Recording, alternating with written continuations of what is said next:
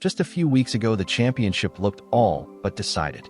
Oscar Piastri held a massive 104-point lead after the Dutch Grand Prix, and Max Verstappen seemed destined to fade out of the title fight entirely. But true to his relentless nature, the Dutchman rose again, winning in Monza, conquering Baku, and slashing the gap down to just 69 points. For most drivers, that margin would be an impossible wall to climb, yet Verstappen has never been like most. And that is exactly what unsettles McLaren.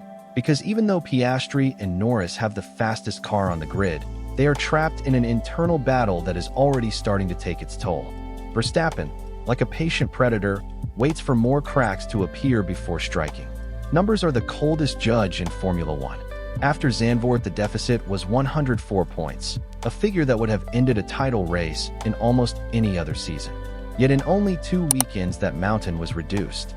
2 straight victories in Monza and Baku, and suddenly the gap was 69. It remains huge, still bordering on the impossible, but now there is a glimmer of light on the horizon.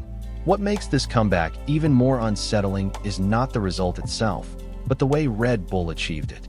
With a car transformed, with Verstappen finally feeling connected again to his machine, everything has shifted. For much of 2025, the RB21 was a frustrating puzzle. Its cornering was unstable, its mid-corner balance inconsistent, and its narrow setup window forced even Verstappen to look limited, irritated, and forced to drive against the car's nature. He complained of sliding through medium-speed corners, of a lack of rotation that prevented him from attacking as he wanted. But in Monza and Baku, those shadows suddenly disappeared. The secret lay beneath the car, a new floor specification introduced in Italy. It might sound technical, but in modern Formula One, the floor is the heart of aerodynamics. And this update opened a wider operating window that transformed the RB21 into a stable, predictable, and above all deadly weapon in Max's hands. The difference was immediate. In Monza, Red Bull fitted a low-downforce rear wing, reducing drag and trusting that McLaren would beat them in the corners. Instead, the opposite happened. Verstappen was faster through Ascari and Parabolica, areas where McLaren was expected to shine. The same story unfolded in Baku. With more grip on the front end, Max attacked the sharp 90-degree turns of the street circuit without the slides that had haunted him for months. For the first time in a long time, he could trust the car to respond exactly as he demanded.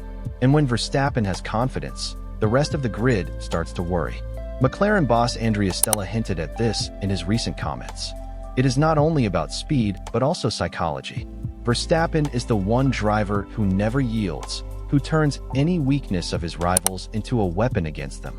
McLaren may hold the advantage in points, but their Achilles heel is obvious, a divided garage in the middle of a title war. Piastri and Norris are locked in their own battle for glory, and that tension, while driving them to speed, is also causing mistakes. And when McLaren stumbles, Verstappen is there, waiting with surgical precision to strike. Baku was the perfect example. McLaren wavered and Red Bull executed like an executioner with cold efficiency. Still, reality cannot be ignored. A 69-point deficit with only 7 races remaining is colossal. No driver in Formula One history has ever overturned such a gap this late in a season. To keep the dream alive, Verstappen would need near perfection, winning every race and every sprint while hoping McLaren falters. That is why Max avoids making title proclamations, instead speaking of taking things race by race, extracting every opportunity, and above all keeping relentless pressure on Piastri and Norris. This is not just about scoring points. It is about suffocating his rivals psychologically, forcing them to glance over their shoulders all the way to Abu Dhabi. And that is where Singapore comes in, a circuit that is the complete opposite of Monza and Baku. Tight streets, sweltering heat, slow corners, and brutal punishment for any traction mistake. It is the perfect stage to test whether Red Bull's problems are truly solved or if those 2 victories were just the result of favorable tracks. Historically, McLaren has been comfortable at such venues. Their car excels with high downforce setups and in long flowing corners. Verstappen, on the other hand, has never won at Marina Bay. That is why if Red Bull triumphs there, the psychological blow to McLaren would be devastating, more powerful than any point swing. And yet Red Bull has reasons to be optimistic. Last year, Verstappen was just 2/10 off pole to Norris and finished second, albeit 20 seconds behind. With the new floor and restored balance, that margin could evaporate. If Max beats McLaren on a circuit where they are supposed to dominate, the message will be crystal clear: Red Bull is competitive everywhere again. For a driver who feeds on exploiting the mental cracks of his opponents, that victory would be priceless. It would not only add points, but plant deep doubt in the minds of Piastri and Norris. Another key factor in Red Bull's resurgence is the leadership change under Laurent Mekies. The former Ferrari man has brought discipline, data-driven strategy, and a more efficient structure. He has cut back on erratic experiments, sharpened simulator work, and above all empowered Verstappen's instincts. In Monza, it was Max who pushed to fit the low-drag rear wing. In Baku, his call to run softs in qualifying and hards in the race proved decisive.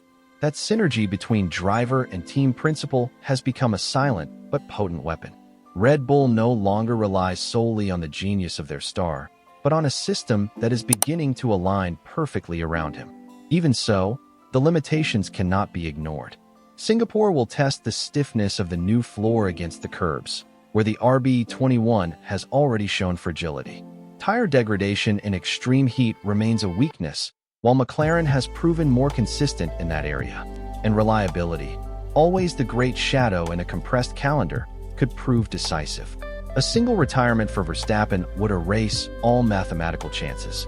Every race, every lap will be as much about survival as about speed. Red Bull needs surgical precision, because one error could collapse everything. The championship picture is therefore split between two realities. On one side, Verstappen faces a challenge bordering on the impossible, overturning an unprecedented deficit with just 7 races left. On the other side, emotional momentum, psychological pressure, and the aura of a champion are beginning to tilt the scales. McLaren still controls the destiny with the fastest car and 2 young stars at their peak. But that very dynamic is also their weakness.